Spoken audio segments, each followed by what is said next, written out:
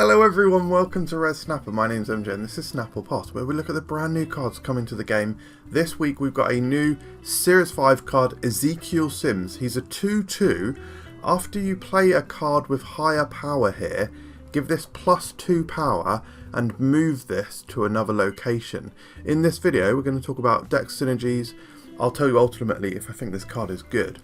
You can skip to the section you want using chapters below, but True Legends stay to the end. So, how are you doing, guys? I hope that you're doing well.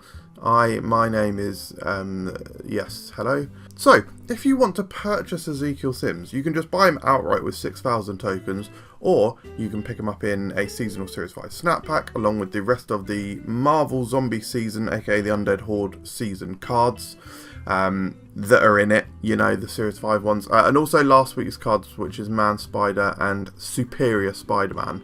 I played both of them, really enjoyed both. In fact, I barely played Man Spider, to be honest. I want to experiment with Man Spider more, but Superior Spider-Man seems very good indeed, and I'm using him in my Zombie Galacti deck, which I am absolutely loving. Actually, I'll post an updated deck on screen, because it is different from my previous one. I've learnt a lot, and yeah, I'm really enjoying Quicksilver in there at the moment, and yeah, might do another video about that deck at some point. Anyway, Ezekiel Sims, let's quickly talk about the biography. You know me, guys, I am the Marvel Snap Encyclopedia guy. Yeah, I am the man who not only wrote and directed this book, but also purchased it. Actually, only one of those is true, and it is the last one. I'm stunned to say that despite being a 25-year-old character, nearly, he's not in my Marvel Encyclopedia, which is mad. So I've asked the internet to give me a summary. So Ezekiel Sims is a wealthy, middle-aged businessman. He gained powers similar to Spider-Man's, which included superhuman strength, agility, wall crawling, and extrasensory spider sense, not through a radioactive spider bite, but through an arcane ritual performed at a spider temple in Peru. Yes, guys, this is the chap from Madam Web, which did a very different take on the character, and obviously that film was, yeah, if you've seen the film, I'm so sorry that you had to experience that. Anyway, he eventually met Peter Parker and revealed the mystical nature of their powers, explaining that they are both spider totems who were now targets in a supernatural food chain, making him an early mentor and ally to Spider-Man against threats like Morlun. Morlun is a really cool character who basically crosses the Spider-Verse, sucking the energy from spider totems, so Spider-Man like allies basically. It's really cool. I love the Morlun side of it, and love this stuff that it was J. Michael Straczynski who I think introduced the character and all the like mystical side of it, and I love all of that. Also, the reason that Ezekiel Sims' abilities in the game are similar to Silk's is because he's like intrinsically linked with Silk's origin story. Silk was bitten by the same spider that bit Peter Parker. Ezekiel Sims realised that she was bitten. I think he maybe like didn't realise that Peter Parker was bitten. Realised that Cindy Moon was bitten. Took her away, kidnapped her basically, and isolated her so that she was safe from Morlun. So he's kind of a sketchy dude, bit of a weird one, as you can see, like climbs around on walls, looking kind of weird honestly, and he's a wealthy businessman, so you can't trust him. Anyway, so no offense to any wealthy businessmen watching, send me some money I suppose. No, good, but do that in a way. No, kidding, I have got unlimited money and could certainly not need more. So, I think the decks, the archetypes that Ezekiel Sims most sensibly fits into are the auto move style of deck. This is where you move cards multiple times. Either they can move themselves, or like Silk and Ezekiel Sims, they can be moved easily. And then you like tot up your number of moves, you tot up the consistency of your Miles Morales, you get Hydra Stomper buffs, all that sort of thing.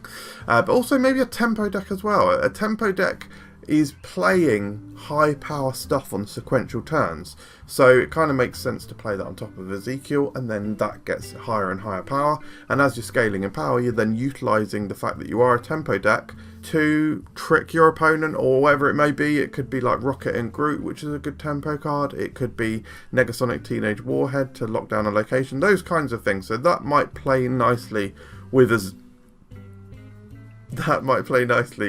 Ezekiel. So I presume he will be able to see ongoing power like Hydra Stomper. The reason I say I presume is because Captain Marvel can't see Hydra Stomper's power, but I think that might be like a unique bug to Captain Marvel. I wish they would fix that, but I don't think they will. Anyway, fine. And it's an interesting new mechanic where he will check power, which might feel rewarding if you play a card with really big power on the final turn. So you play like a 12 power card on top of Ezekiel Sims. Ezekiel goes to like 10 or whatever and moves to another location. I think he's going to feel really good in that regard. So the pros. He's a big scaling card. He can hit 10 power pretty easily, which I think is great.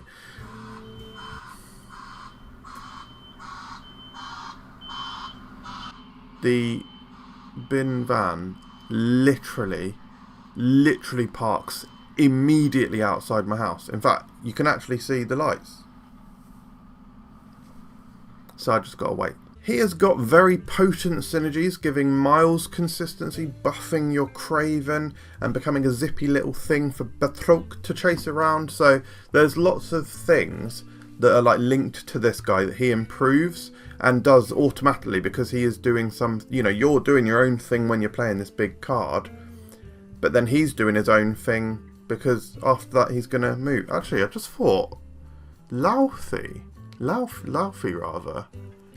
could be interesting if Ezekiel is not quite big enough to move, and then Laufey brings his power down to be higher than him. That would be quite cool.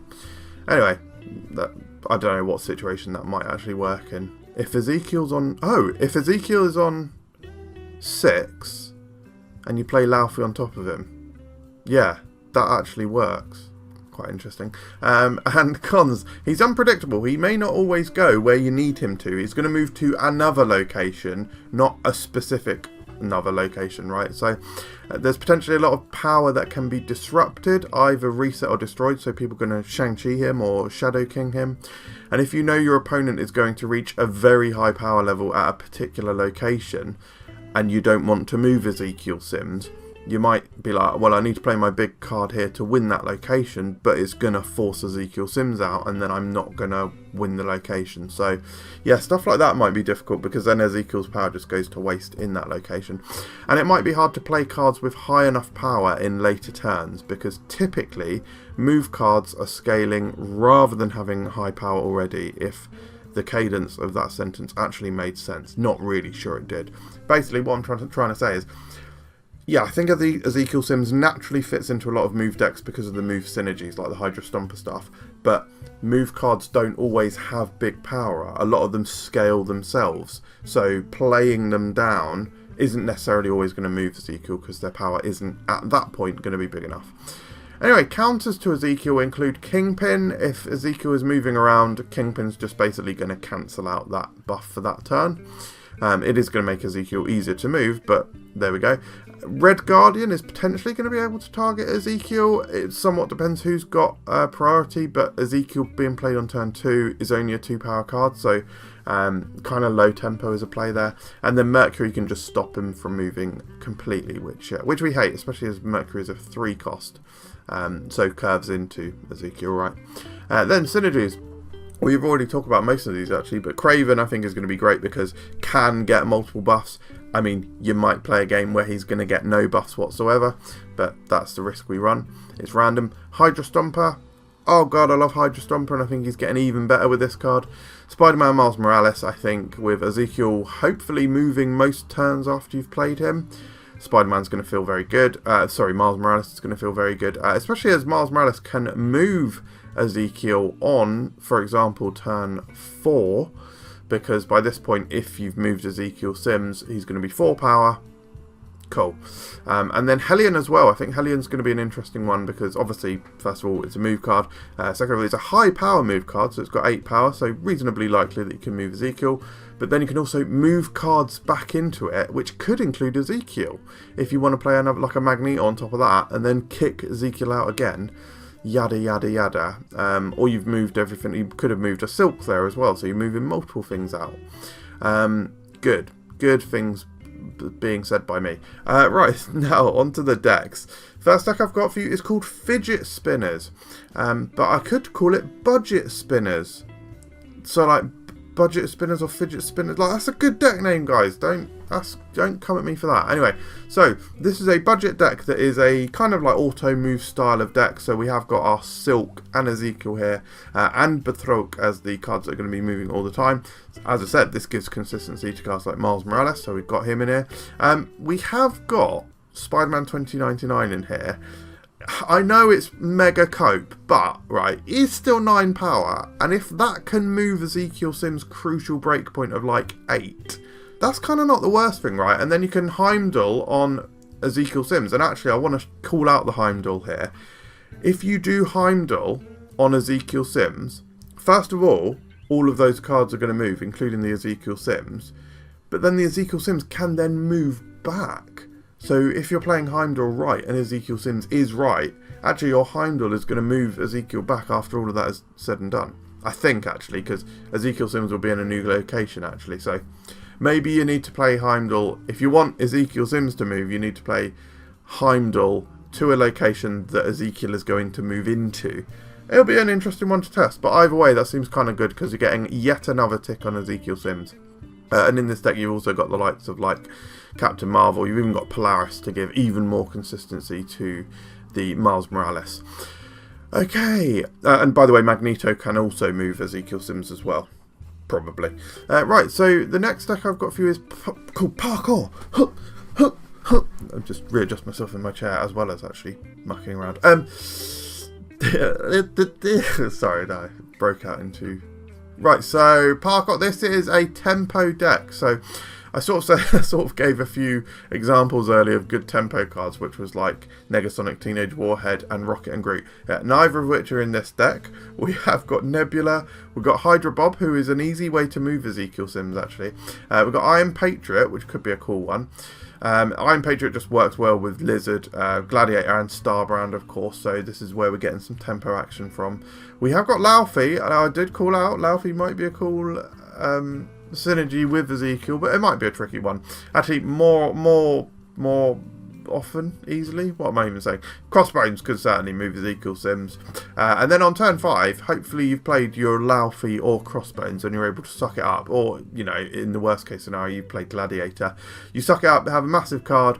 Again, do that on top of the Ezekiel Sims. Ezekiel Sims definitely going to move, because that's whatever Man Spider is definitely going to be bigger than Ezekiel Sims at this point. And then the final turn, you either Eliath to stop them destroying the Man Spider, or you do some of your smaller cards, move the Ezekiel again, and then play the card from Iron Patriot, or you just Galactus, which has been staring over them as a threat the entire rest of the game. Right, before I talk about my final deck, I actually want to say that we are climbing the sticky slope of discontent to 6,000 subscribers. I know that loads of YouTubers say this. It's borderline a bit cringy, but it is completely true. Like, I have so many viewers that watch my videos and aren't subscribed. It's like easily 50%, like plus, well in excess of. So please do consider some subscribing. It is rewarding for me to see that number go up, and quite frankly, guys, my channel has not been growing much recently, so yes, that makes me feel sad. So please make me feel happy, and yeah, subscribe. Also, like this video and turn on notifications. Those things really help as well. Right, this final deck I've got for you is called Mixmaster. So this is more of a premium style of auto move deck, with your payoff cards being hopefully a bigger Ezekiel Sims and a bigger Craven, but also maybe a big Spider Punk, a big Hydra Stomper. We've even got Prodigy in this deck to copy one of our other cards. It could be copying as simple as a Betrok, if Betrok is in the right position. You could copy Ezekiel Sims, why not? Although, actually, if Prodigy is copying Ezekiel Sims, you've only got a couple of cards in the deck that would be bigger power. So I guess actually Hydra Stomper by that point might be Silk, possibly Topaz and Heimdall. But anyway, it was just an example. You can also Prodigy a Spider Punk, for example. Could be a really nice thing to do. Especially if you've got like a Madam Web mid or anywhere. Madam Web, Spider Punk, your turn 4 can be like a Betrok or Vulture and Prodigy. So that kind of stuff can be interesting and fun. Other than that, we've got the Topaz and the Zorn to give some auto moves to our cards. So either just ticking up the moves for Hydra Stomper by playing cards like the Prodigy or Spider Punk. Actually, in fact, the Prodigy on a Topazi Zorn location is kind of difficult. Unless you play something first onto the Zorn location. So, for example, a Vulture, then Zorn, then Prodigy. That could be cool. That sort of stuff, right? Could be interesting. Or even Betrok. Whatever. Anyway, copy your auto movers. You've also got the Spider-Punk who can be, if you're moving them a few times, that is a lot of power. And then final turn, you either Heimdall or do whatever else, and or play a big Hydra Stomper, yada yada yada. Ultimately though, I do think that he's a 3.5 star card. This is largely derived from the fact that I think he's a fun card, so I've given him 4 stars for fun. Do think he's going to be incredibly fun. Like, incredibly fun. I'm personally going to have loads of fun moving him around. I think Silk is a really fun card because she does so much. She's flashy. Do they call it, like, Timmy? Like, little fucking Timmy bitches? Is that what they call it? I think it's like a term for players who like seeing big flashy things happen. Or like a big payoff thing. A big, glitzy, flashy payoff thing. Well, Ezekiel Sims is very kinetic. He's doing lots of stuff. You're visually seeing him move and go up in power. So I think that side of him is incredibly fun. Good. And then for the archetype, I think it's 4 stars. For auto move, this is like that sort of sub deck of move where you got your Hydra Stomper type thing. I think he's obviously fantastic in that. But from a competitive standpoint, I'm not 100% sure how much he'll bleed into the meta. I mean, move is very strong at the moment, but I've given 3.5 stars. There's probably better things that good move players are doing. So ultimately, I think that he is a snap. I do realise I said the word "so" ultimately there after being somewhat down and negative on him, but I guess I'd say he's a snap if you think he looks fun and if you like doing move things. Will he work outside of move? I think it's still bloody possible. Like, I would maybe even consider putting him in a Surtur or Scar deck. You know, what are they doing on turn 2? Lizard? Well, he's probably going to get higher power than Lizard, right? And those types of decks might just work well with him. So maybe I should have even put Sauron-style decks in the opening to this video. Maybe I did and just didn't mention it, actually. I might have updated my original slide. There you go, good. Something that I didn't mention. That explains why I didn't mention it in the early opening times, yeah.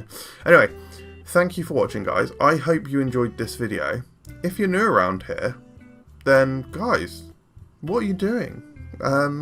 Get out of here. No, subscribe. Do subscribe. And I'll catch you in the next video. Goodbye, everyone. It's been a pleasure. Oh, no, sorry. Actually, leave a watermelon in the comments if you got this far.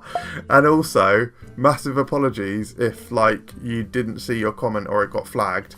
You know that thing where I said leave an aubergine? Yeah, you were all leaving aubergines and basically all your comments were getting flagged as inappropriate. Which maybe I should have seen coming, but hey, we are only human after all. We're only human after all. Don't put the blame on me. Alright, anyway, I'll see you next time. Cheers, bye.